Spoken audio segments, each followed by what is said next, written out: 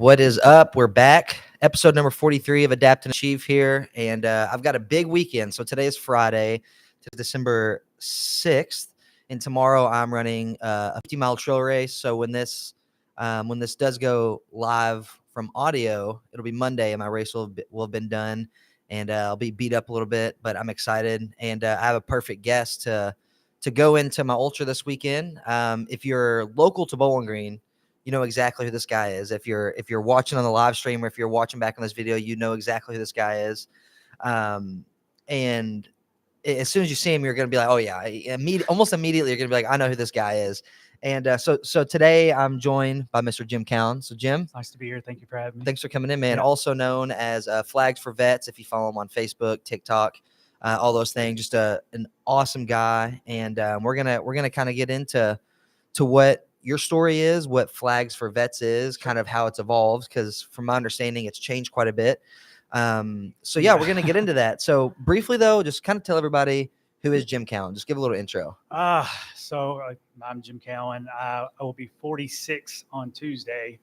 I'm just a guy who works 2 jobs and finds peace and getting out and getting some miles in. You know, that's my break away from work and stress and everything else. And then also with my walking, I have Flags for Vets, which it's a cause that I do for veterans. Yeah.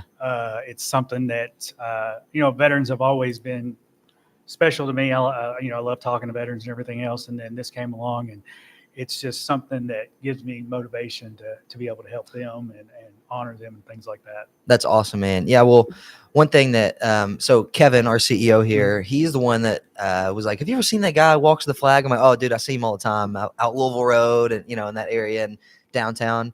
And he was like, yeah, I met him the other day and he was just an awesome dude. Need to get him on the podcast. But all of us here, we love running and we love hiking and just exploring, getting outside and moving our bodies. So I think a lot of the stuff that you just said like really resonates with us here at Move Well. Absolutely. And we just love to encourage people to get uncomfortable, because sometimes you have no clue how much you could enjoy a new hobby or something in general unless you get uncomfortable. And it doesn't have to be physical all the time. That's right. But for you and for us, it's been just walking and logging miles and seeing how far you can go, and then obviously for you tying it to something that means a little bit more. Yes, and I imagine that probably helps you keep going too. And like, Yes, all right, sir. that's my accountability today, is get up, and because I know I have somebody I need to give this flag to. That's right. Yeah. So that's awesome, man. So from my understanding, and I'll have you pull your mic down just a little bit closer. Yeah. Kind of down. There you go. Okay. And so from my understanding, Flags for Vets, it's evolved a lot, like I said, but before that, it was about essentially before Flags for Vets really became your priority and your thing. Your goal was to pretty much kind of take control of your own health, right? Yes, sir. And Yes, was sir. it kind of like a weight loss journey? So kind of talk me through that and kind of how that started. So back in 2015, man, I weighed 315 pounds. Wow. I had my first real big scare. Was at home at bed at night and woke up chest pains. I've been through a really tough year, so didn't know what it was. It's like, oh, it's something else. Heart cath in one day, ultrasound on my heart, all that stuff. Wow. And it was like, I got to do something. I really got to do something. So I came home from church one day, lived in Smiths Grove, and I was like, gonna go walk. Went up to the school up there, walked, 15, 20 minutes around the track up there. And I felt good afterwards. And then it was just a matter of going back day after day, how many ever days. And then I joined the gym up in Smiths Grove. And then I realized it wasn't a matter of having to do it. It was something I loved to do. Loved going to the gym, made great new friends at the gym. And then got to a point where I wasn't really losing weight anymore, kind of staying still with the weight. And so I decided to have the gastric sleeve surgery after that. And, a lot of people think, oh, you have the gastric sleeve surgery, it's a fix, you don't have to do anything else. That's not the truth. The gastric sleeve is a tool, and you have to keep pushing yourself to do that. So that gastric sleeve happened in 2019, and here I am 2024 still going. Wow. That's awesome, man. That's incredible. So, I have a really close friend that he really changed his life and turned it around and really dove into fitness really heavily. And he just turned 30 years old, and he was over 300 pounds when he was about 24, 25 years old. and it was actually his mom, and she had really high blood pressure, had heart issues, and had a scare where she essentially almost lost her life. And that's what made him turn it around too. And so I think it's almost like, I'll use like an addiction for an example. It's like almost until you feel like you've hit that quote unquote, or lack of better words, like rock bottom, maybe you feel like you don't want to make a change. Is that how you felt? Or did you always want to make a change? You were just scared to, and then you finally had something that scared you enough to? Throughout growing up and everything else, I always thought, well, what would it be like to be, smaller, skinnier? And I would always say, well, I'm going to start. But I never really motivated myself to do it. And then like you just said, it took that one scare, to say, hey, you got to start doing something, because if not, you're not going to be here very long, and I've got kids, and I don't want to lose my kids. I don't want them to have to, go through that with me if something was to happen with me. Yeah. So.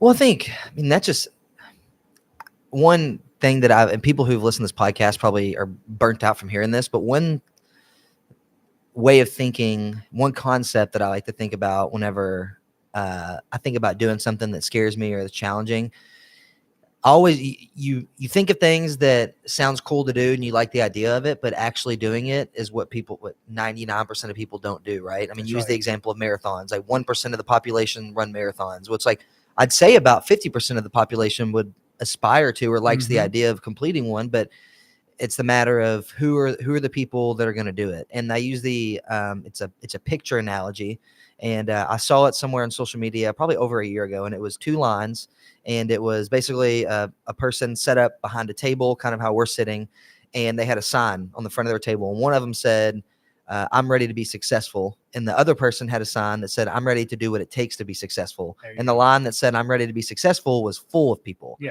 And the line that said, I'm ready to do what it takes to be successful had nobody in it. And so I think that's what kind of helps me a lot of times when I, if I'm training for an event, or if there's even something as small as there's things that need to be done around the house. And I told my wife I would do it, or we maybe set a goal to keep the house picked up so it's not constantly dirty for one of our daughters running around, whatever. It's like, okay, I don't want to be the person that's like, yep, I said I was going to do it and I didn't. I think that is just something that is important to keep in the back of your head. And I don't think people should be discouraged if it takes them a long time to get there either. I think the fact of the matter is that you took the step to do it. That's right. Right. And so I think from what it sounds like, you have done that and just gone all in on it. And it's really powerful to see, and you're impacting a lot of people. Well, I tell everybody that, either comments on my page or I talk to them in person, they're always like, well, I'm going to come join you. I'm going to come join you. You're more than welcome. You're more than welcome. But in the back of my head, I think, no, they're probably not going to come. Right. And I would just say to them, if you got out there and did it 2 or 3 times, you realize it's not as bad as you think it is. Yeah. They see me walk, or I'll tell them I walked 10 miles today. Okay, well, I'm the one that does it every day. If you want to get out and join me for 30 minutes, you're going to feel great afterwards. You're going to be tired. You're going to be sore. But then you're going to see how great it is to get out and have that, exercise going and everything else. And then you're going to want to keep on going back. And then that starts building on what you want to accomplish. Yeah. And I think that goes back to what you kind of just said, was comparison is the thief of joy. Yeah. Everybody's journey is relative to them, and everybody's what's hard is relative to each person. So what's hard to you is maybe not hard to me, and vice versa. What's hard to me may not be hard for you. And so I think that's what people have to realize, is that when you start a journey, or if there's something you want to try, the moment you start comparing yourself to other people and let it get in your head, that I see why people want to quit. And so you have to give yourself time. When you first started doing this, I mean, a half a mile or a 20-minute walk or whatever it was probably seemed like a lifetime to you, right? Forever. And now, it seems forever. And so how has that changed too? Like, do you ever take time to like sit back and reflect and be like, wow, I've walked 10 miles today. I would have never imagined that. So when I remember the first time I walked, like I said, was around the track. 30 minutes. It was hot, and it was just a leisurely stroll, which I wasn't trying to push for anything. And I did, man. I was exhausted. And then come this past Friday, the day after Thanksgiving, man, I did 22 miles. Crazy. 22 miles, stopping once to use the bathroom, and I think a half a minute or something for something else. And yeah, my feet were sore and my body was sore, but I was like, that compared to this, I never thought I'd ever be able to do that, something like that. Yeah.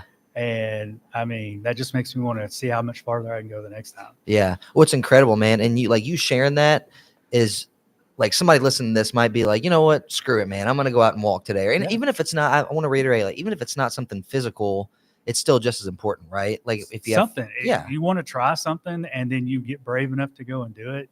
I mean, you never know what the next thing you'll be able to do is. right. Yeah. And I mean, it can be financial goals. It can be a job maybe you've been miserable at for years and you're like, I want to do this thing. I think it's just a matter of just getting uncomfortable a couple of times and being one with the idea that it's going to suck for a little bit. And even when you get good at it or you start getting better at it, or you get used to it, it's still going to suck sometimes. Oh, it does. You know, like Yeah. there's not every single day does Jim Keown get up and be like, all right, I'm ready today. Like no matter what, I'm ready. Sometimes it takes a little bit of talking to, right?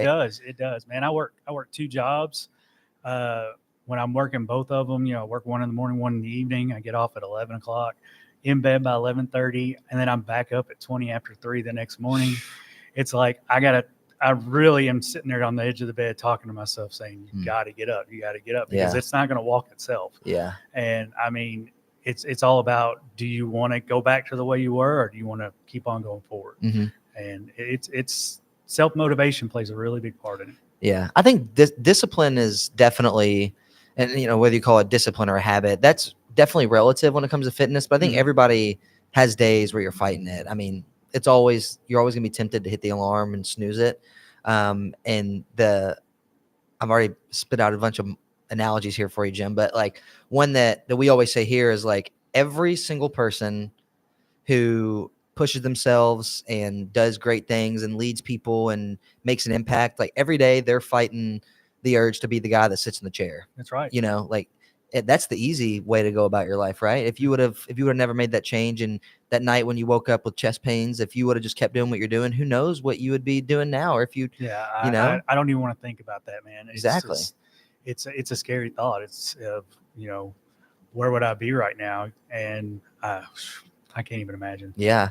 So I think that's a testament to how powerful it can be to just step out of your comfort zone and just try it. That's right.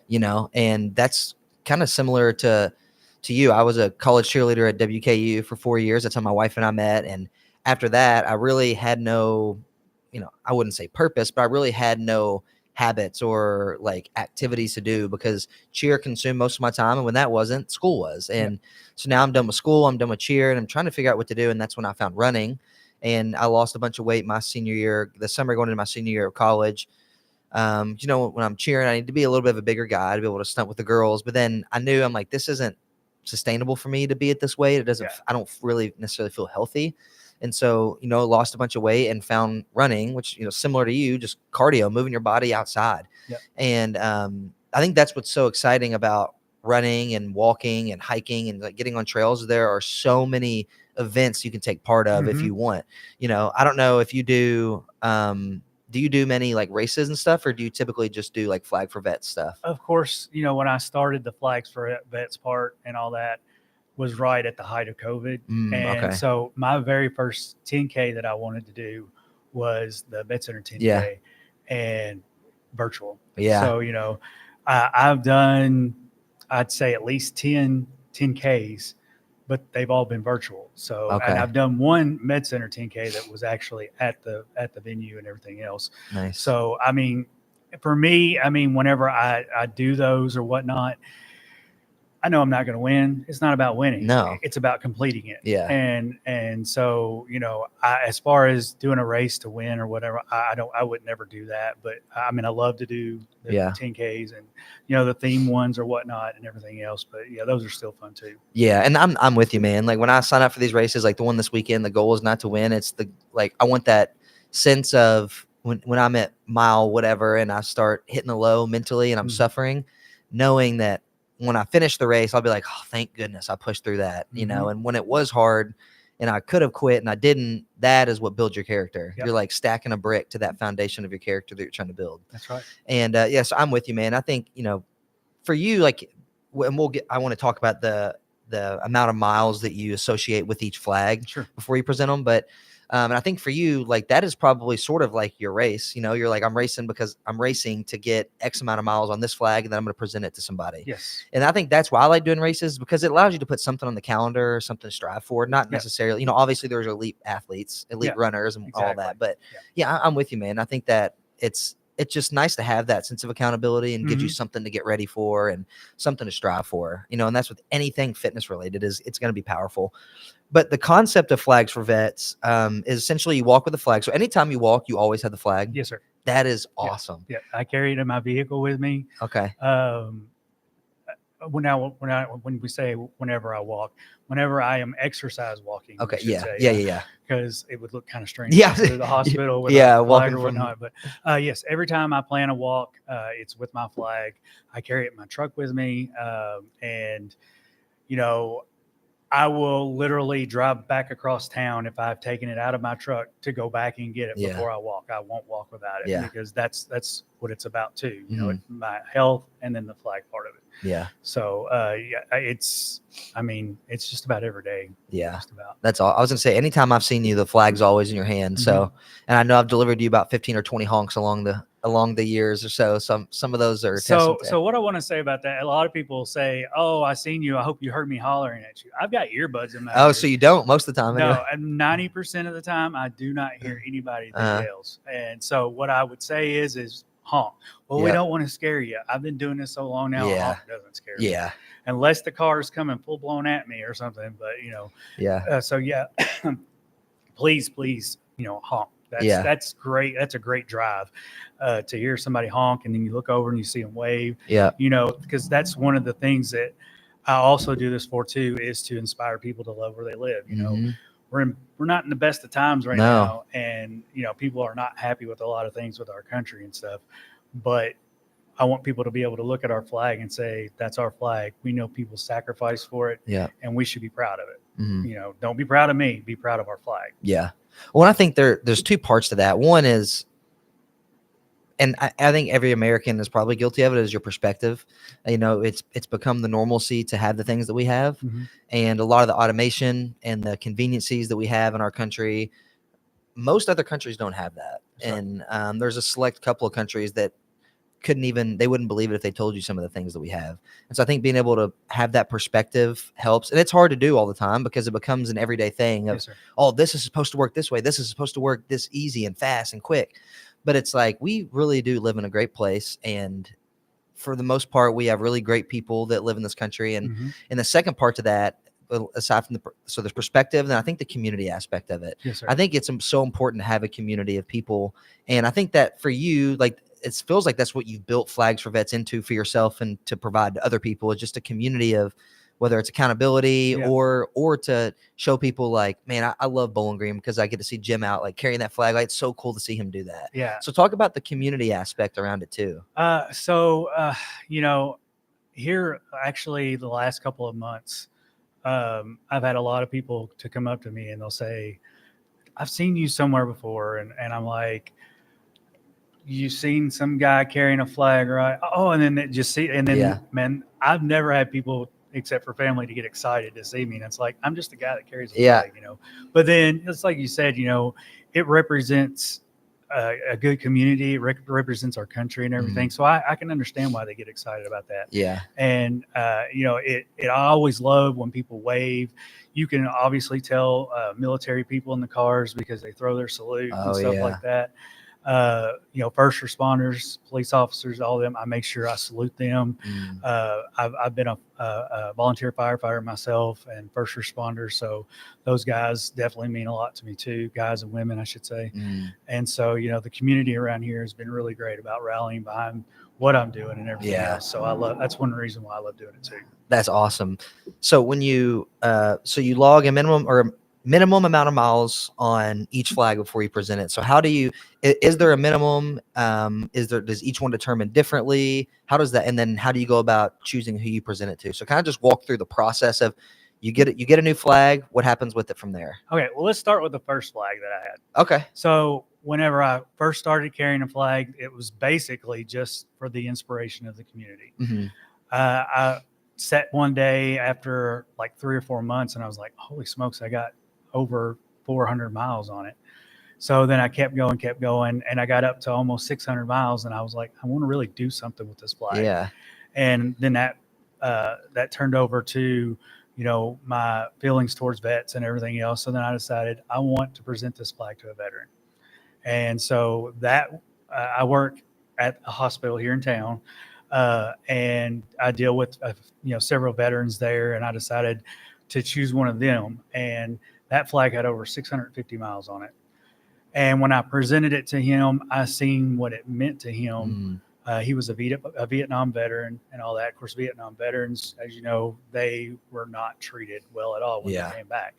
So whenever I presented it to him and I seen what it meant to him, I was like, I want to do this again. And I thought, but I don't want it to take as long. And it took me from like March, April, something like that, to December to get all those miles. So then I set at first 100 mile, at least 100 miles. And probably the first 3 or 4 flags, something like that, I did right at 100 miles, or maybe a mile over, something like that. And it was good and all, but I just didn't want the veterans that I presented them to feel like, well, that's all he did was 100 miles. So then it just got to where I was like, it's going to be at least 100 miles, but it's going to go to whenever my heart feels like it's ready to be presented. And so, I've presented one that had a little over 400 miles. One had 200 miles. And the way that I choose them is simply, it's people that cross my paths. I've presented a couple to the veterans at the hospital. I presented with WKU. They chose the veteran. I let them choose the veteran. Or, if it's just somebody I just happened to meet. There's a gentleman that runs a printing shop here in town where I stopped to make all my TikToks. And he introduced himself to me one day. And we got to talking, found out he was a veteran. Oh, wow. And my girlfriend and I were sitting talking one day. I was like, what better person to present a flag to than somebody that lets me sit and rest at his shop without giving me any problems? Yeah. So, I mean, as far as picking a veteran, it's just a matter of who feels right at the time. Yeah. If I had a flag that I could give every single veteran, I guarantee you I would. Oh, yeah. So I don't want people to think that I pick somebody just for a special reason. It's just who crosses my path, and hopefully the next one, it'll be somebody that I've never met before, and I choose them. So yeah. Are there any flags you presented that have maybe been, I don't want to say more memorable, but have like really stood out as like a really, really special experience? So like I said earlier, I got to present with WKU. I've presented one with the Hot Rods. I presented one at Thunderfest. I want to say that those are the more special ones, but really and truly, there's been a couple that have been just like myself and one of my family members and the veteran and the veteran's family members. And because, I don't want to, put a lot of stress on the veteran, because some of them don't like that attention. Yeah. And so there's been a few that has been just us, and to see how they really appreciate it and how they react to it. Those have been some of the really special ones too. That's awesome. I can imagine kind of more that like, it feels personal. It feels like a more, intimate conversation, and Yes, sir. Yeah. So I could definitely see that. So, kind of going back towards like the social media part of it too, and sharing your journey. And I saw on your TikTok where you met Justin Nunley. Yeah. That was that guy is, if you guys don't know who he is, look him up, because you do know who he is. Yeah. You've seen him. Yeah, I'm sure you have. He is so stinking funny, man. So talk about that. And did you present a flag? I did, Justin. Okay. So, scrolling TikTok the day 2 days before I met him, and he has posted something. He's coming to Mopar Fest or Mo Party or whatever it is here at Beach the Bend. Holly. And I was like, how freaking awesome would it be to be able to meet him? So I started sending him messages and stuff. And of course, I don't think he ever checks his messages, because he's never read any others that I've sent to him. But so then I went to Facebook and all that, and I was like, Justin Nunley's coming to Bowling Green.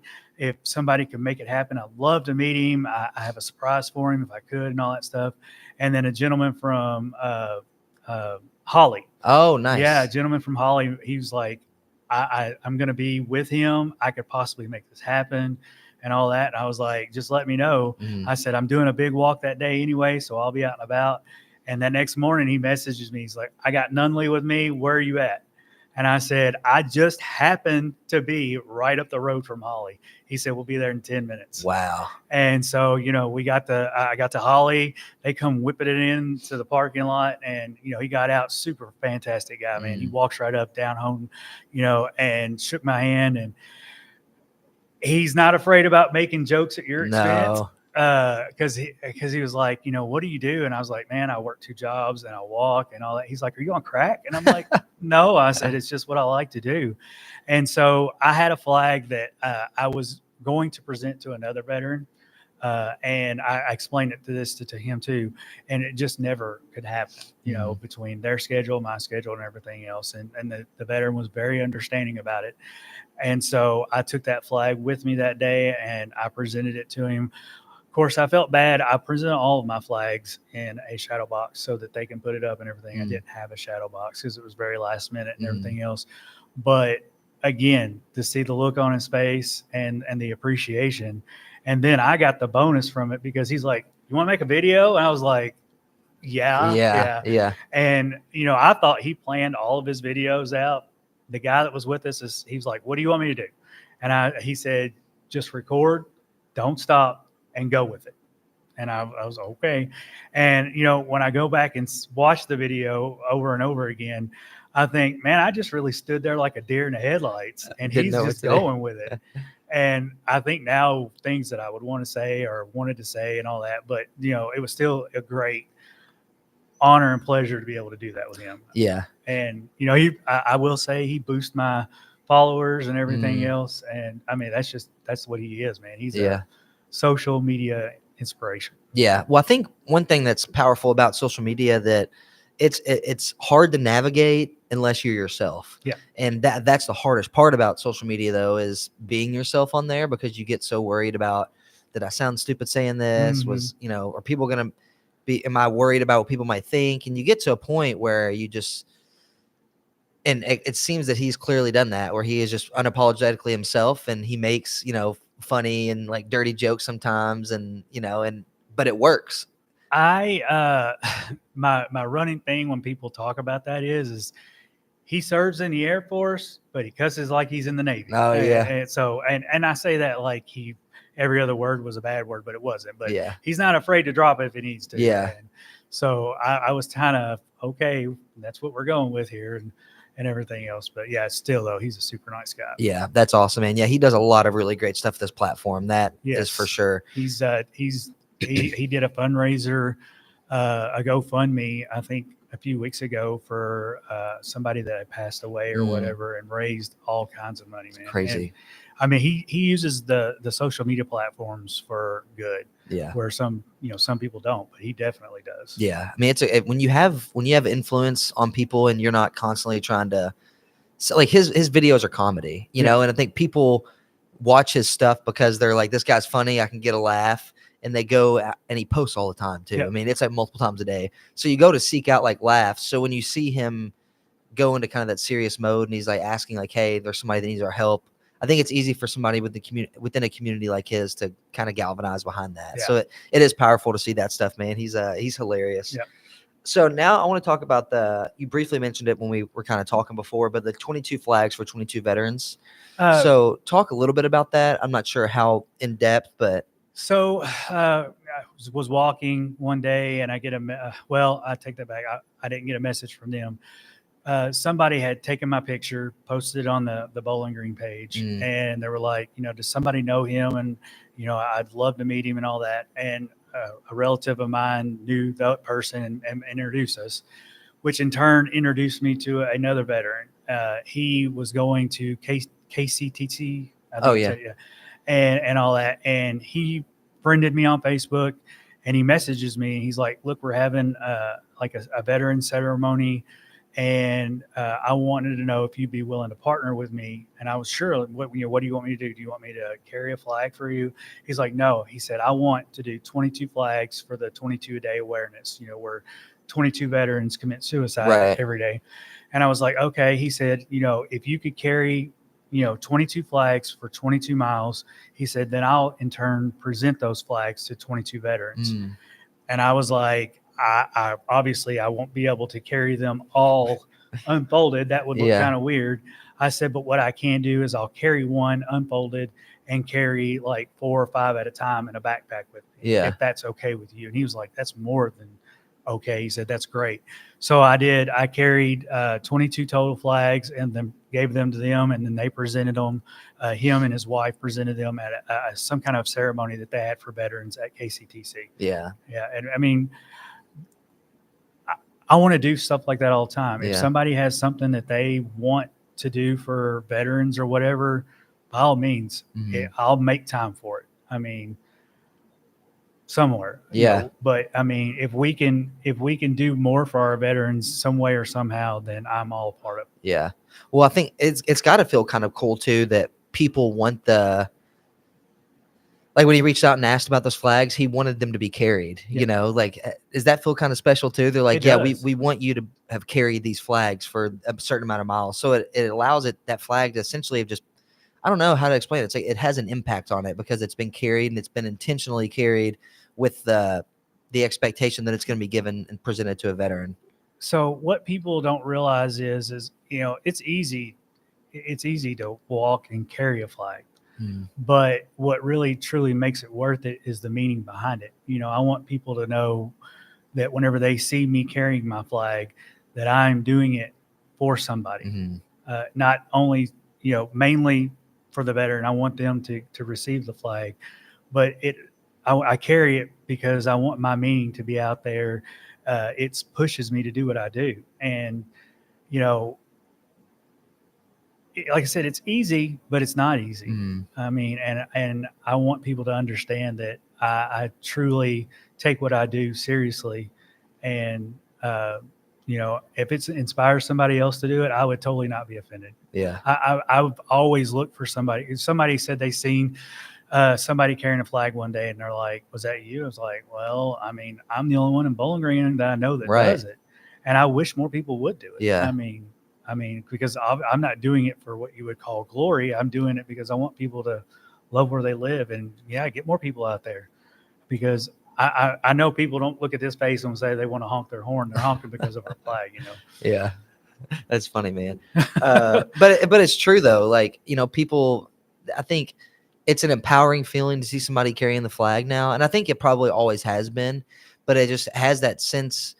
For me, not everybody probably, but for us, like it provides you that sense of unity where you're like, man, that is really, it's empowering to see somebody, especially someone like you. You're like striding it out with like passion and energy, and like you're moving. You're not just taking a stroll and waving to everybody that comes by. Like you can tell you're dialed in, and we're not going to get your attention unless we honk your horn. I got like my buds in my ear, music going, and my focus is straightforward. Yeah. I mean, I one day I was walking and I was looking at the ground, and my time comes across my pace keeper, and I'm like, why am I so slow? It's because I'm looking down and I'm not focusing on what I'm needing to be doing. Look forward, step up, and I mean, my times get better. So, I mean, you have to be, if you're doing it for the right reasons, you got to be dialed in. Yeah. And I mean, that's what I'm doing, man. I'm jamming. If you see my hands going, I got a good song in my ear. And I mean, that definitely helps. Yeah. So this is just kind of a random question, but do you use any certain type of headphones that you like? Beats. Okay. Yeah, the Power Beats 3, I think. Whatever. Okay. Have you heard of Aftershocks headphones? Have you heard? You haven't heard of those? So it might be worth looking into. So basically, they go over your ears, like they sit on the outside of your ears, the speaker. Okay. And so a lot of people, when they're running, like road running or walking, they'll wear them so they can still somewhat hear traffic. Gotcha. Just for like safety and stuff. But I didn't know if you'd ever heard of those. They're kind of I've had several different kinds. I've had a lot of problems with my ears over the years, so I can't really put something inside of my ear, so it has to be something that goes over, like you said. Yeah. And right now, the only thing I've found that I like is the Power Beats. But those are expensive too. So, yeah, they are. I've had a pair of those. The last pair I bought off of eBay, and you got to be very careful what you buy there. Yeah. You don't know if you're getting a legit thing or not. Yeah. So, but yeah, definitely like the power beats. Yeah, they're great. I'm kind of the same way. Like I like the ones that go over the ears a little bit, especially when you start getting sweaty. It's like you have to constantly push them in your ears and all that. But aftershocks might be ones worth looking at. They go basically around the back of your head. Okay. It's like it's all connected, and then they rest over your ear.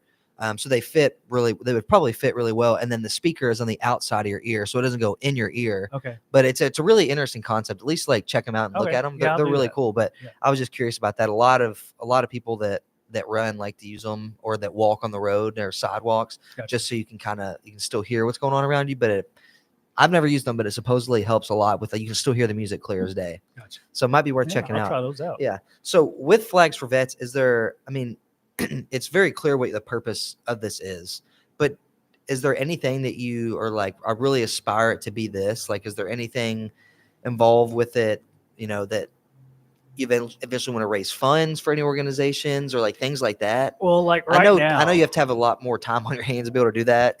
So like right now, of course, with the Christmas season, one of the big things that's going on is Toys for Tots. Right. And I was thinking, what can I do to associate, and I was like, I want to do something for Toys for Tots. Mm-hmm. So started with my TikToks, mentioning that we were going to do a toy. I say we. If you're wondering who we is me and Jim Bob. Yeah. Oh yeah. Watch my Jim TikToks, Bob, your other. Yeah. But I mentioned it on my TikToks that we're trying to get toys together for Toys for Tots. People can donate a toy to us, and we'll drop it off for them, or they can donate money. We'll buy toys, whatever.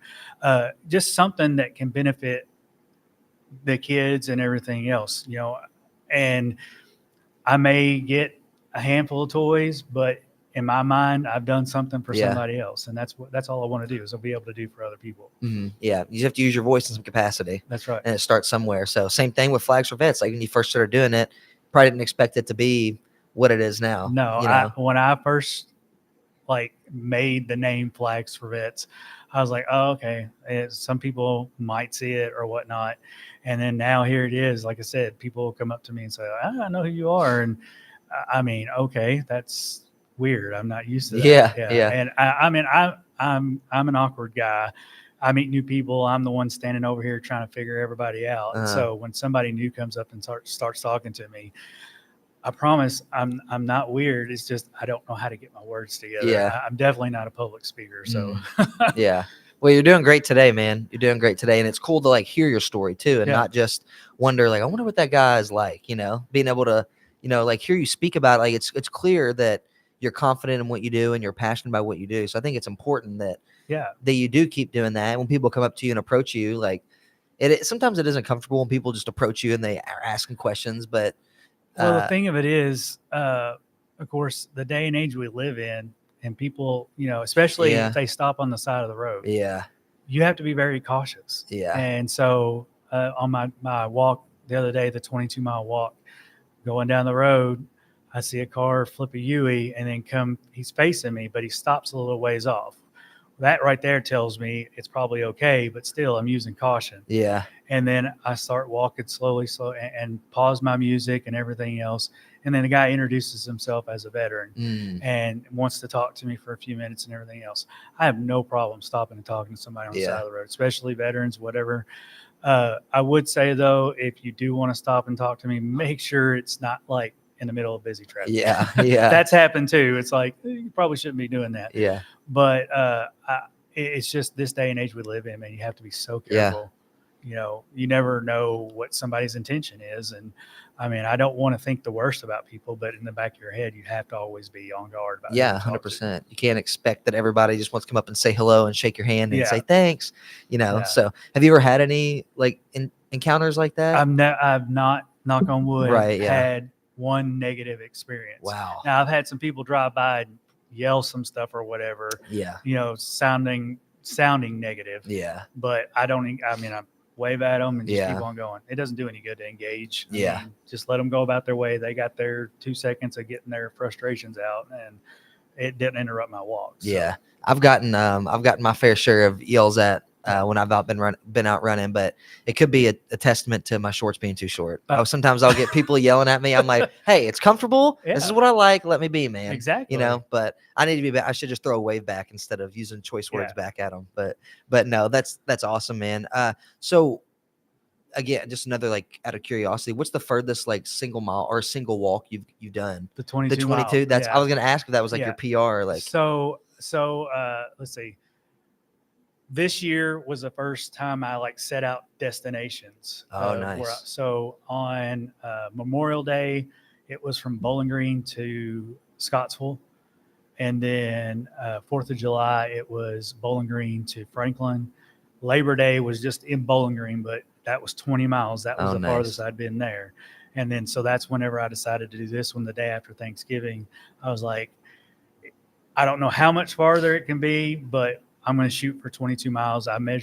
We measured the mileage out from Huck's on Russellville Road to, I thought it was the filling station in Russellville, but it was actually right there at Logan County High School. Oh, nice. Yeah. Whenever I got there, it was 22 miles. And my dad had come to pick me up to bring me back to Bowling Green. And he's like, you want to go any farther? I was like, no, I'm good. I'm good. Yeah. 22 miles. That's better than what I did the last time. And next time we'll try for a little bit farther. But, I did walk on the interstate. Yeah. How was that? Well, I mean, I actually felt more safer on the interstate than I do on some of these roads in town. But I learned a little lesson that day. They don't like for you to walk on the interstate. It's actually against the law. Is it really? Yeah. Yeah. I mean, the state trooper who stopped me was very cool. Yeah. I made it from Smiths Grove all the way to right past the Corvette exit.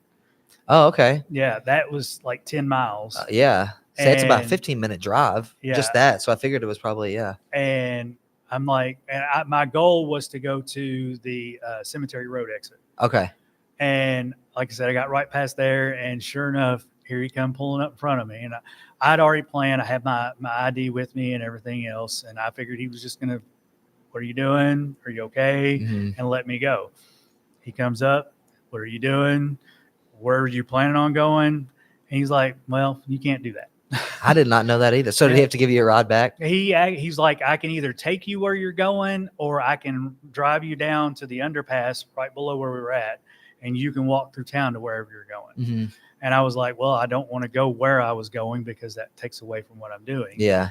And so he gave me a ride down there, and I mean, he of course ran my ID. I don't have any issues or anything, and wished me well. He's like, I appreciate what you're doing. Yeah. He said, we just don't like people to be walking on the interstate. Yeah. Were you going where you could see traffic coming towards you? I always walk. Yeah, same. With traffic coming to me. Yeah. Because, God forbid someone goes off the road. Yeah. And you can't do anything about it. Yeah. So, I mean, I passed a sheriff's officer like earlier in the morning, and he honked and waved and just kept right on rolling. And I was like, oh, I'm good. But he said that people have been complaining. I don't know why. I'm as far over to the grass as I can get. Yeah. I'm not trying to distract people. Yeah. But you can't walk on the interstate. Yeah. Oh, well, it's a lesson. I guess it's worth knowing. Yeah. So I don't know if you, well, I guess first, do you think do you have a goal for a marathon distance ever? I mean, you're pretty close to it, right? At 22 miles, only 26.2 for a marathon. It's only 4 more miles. Well, if you don't have to run it, then possibly. Yeah. So here, I have a proposition for you here, Jim. Okay. So I don't know if you've heard of the Hot Rod Ultra.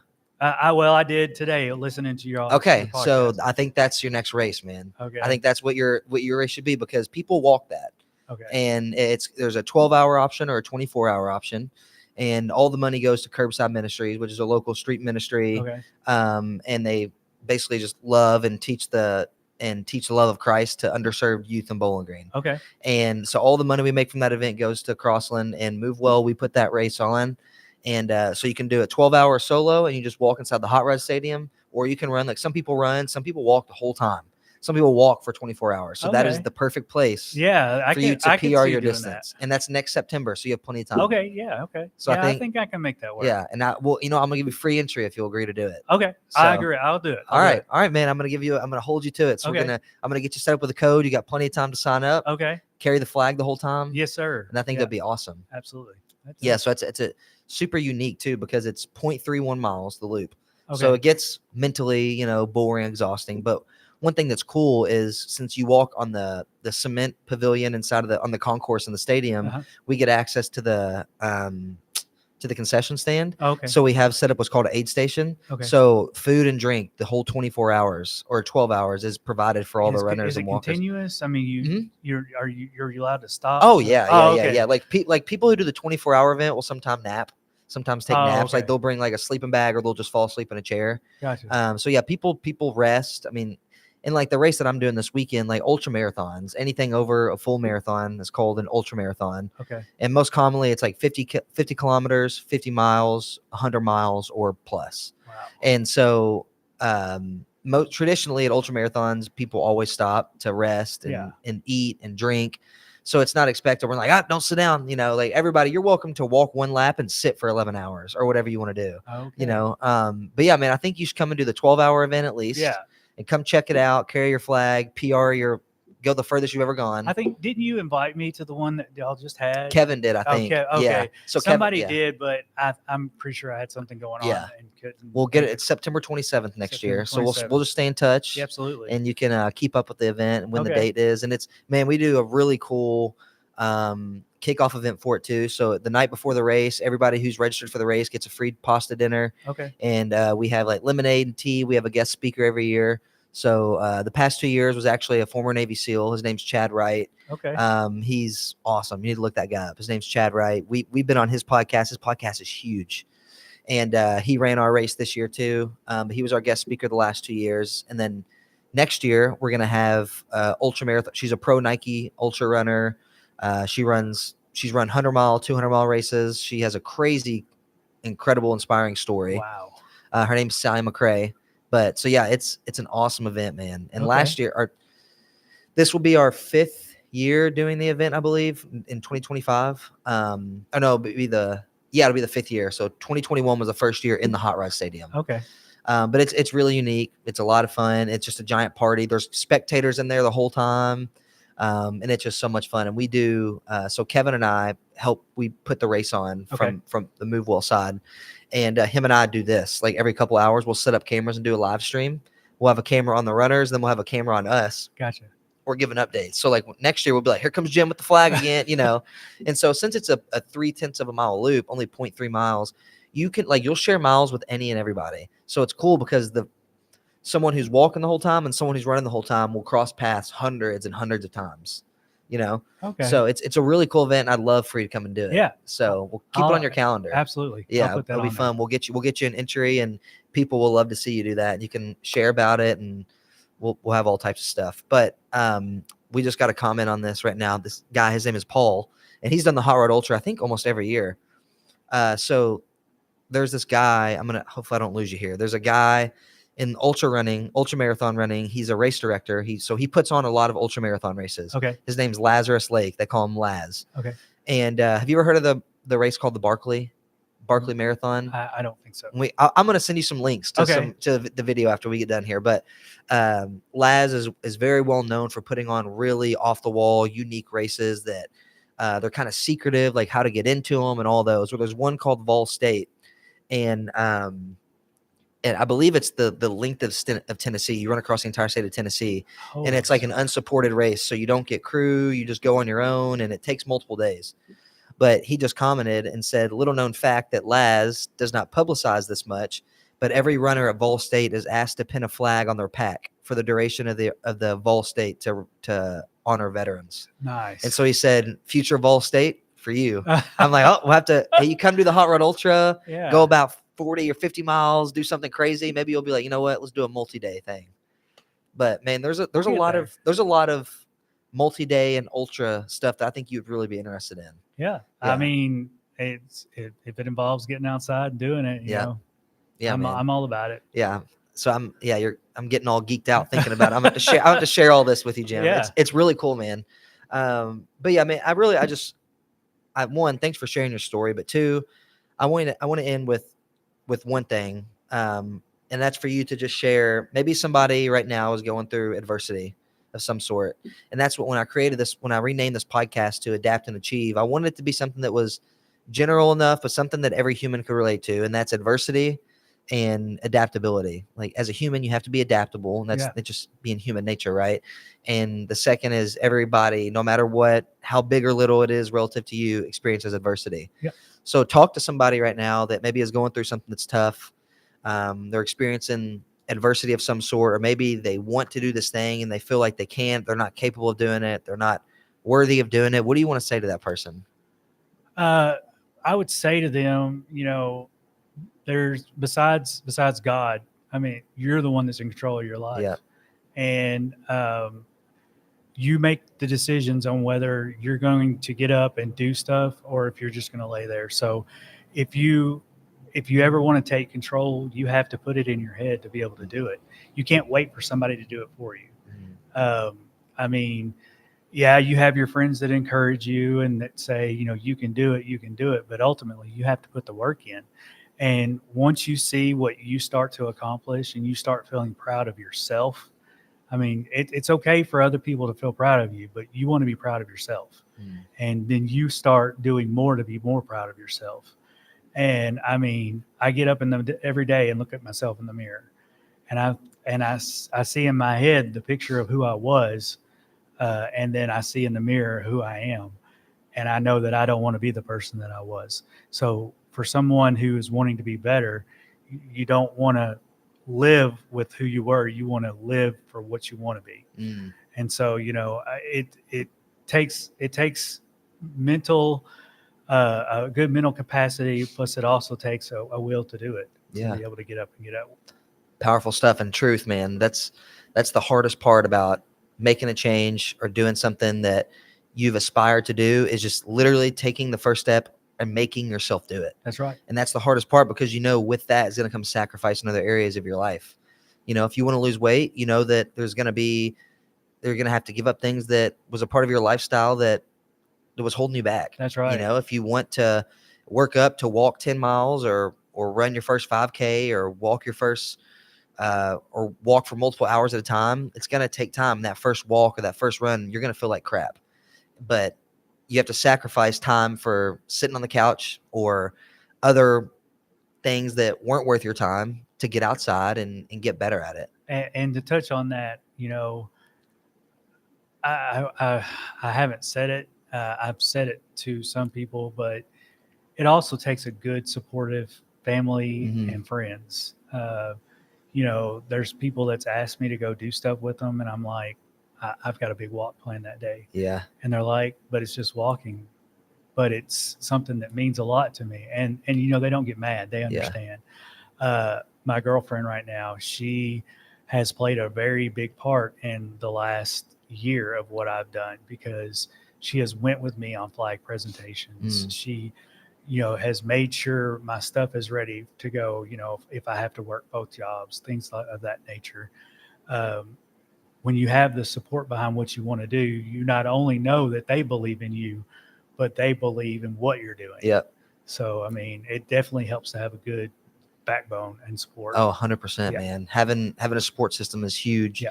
And knowing that they support you, it's not going to make you feel guilty about being gone for hours at a time to do these things, because they know that the purpose of this is not for vainglory, right? You're doing this for something that's much more than that. Exactly. And just the good part, the cool thing is that what comes with the mission of what you're doing is also you're building yourself into a better man and a better character. So that's awesome. Well put, man. And thanks for sharing that. Before we end though, where can people find you and follow you at? Okay. So, I post a few little things on Instagram. I'm not a big Instagrammer, but I have my TikTok page, which is Flags for Vets. I have my main Facebook page, which is Jim Keown, and then I have my Flags for Vets page on there too. Okay. So I post on those three every day that I walk. Most of it is the same stuff every day, but every now and again I'll throw in something a little different for fun or whatnot. But those are my three main platforms for social media. Okay. Awesome, man. We'll put that in the description of the audio of these two. If you're listening on Spotify, Apple, wherever you listen to your podcast, we'll put all of Jim's social media handles in the description. Go check him out, support him, and leave some comments. And of course, if you see him out and about in Bowling Green, honk your horn and don't sneak up on him too much. But but give him a shout, honk your horn. Absolutely. Yeah, man. And everybody, make sure if you see Jim, tell him he's doing the Hot Rod Ultra next year. We're holding them to it. It's going to be a fun event. But thanks for tuning in, guys, and we'll catch you next time.